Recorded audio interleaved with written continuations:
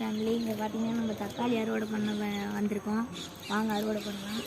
இது பாருங்க, இங்கே 2 பழுத்து இருக்குது. வாங்க அப்படி கட் பண்ணிக்கலாம்.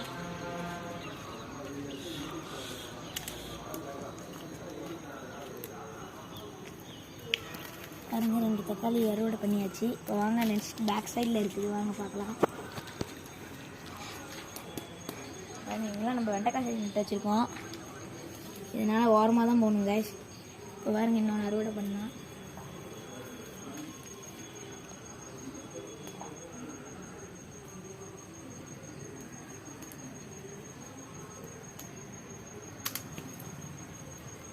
அறுவடை பண்ணியாச்சு கைஸ். இங்கே பாருங்கள், நம்மளுக்கு 3 தக்காளி கிடச்சிருக்கு. பாருங்கள், நல்லா பெருசு பெருசாக இருக்குது.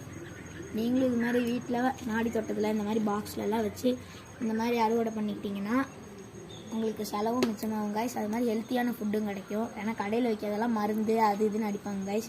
நம்ம இயற்கையாக வளர்க்குறோம் கைஸ். பாருங்கள், 3 தக்காளி வந்திருக்கு. தேங்க்யூ ஃபார் வாட்சிங். லைக் பண்ணுங்கள், சப்ஸ்கிரைப் பண்ணுங்கள், உங்கள் ஃப்ரெண்ட்ஸ் அண்ட் ஃபேமிலிக்கு ஷேர் பண்ணுங்கள். பாய்.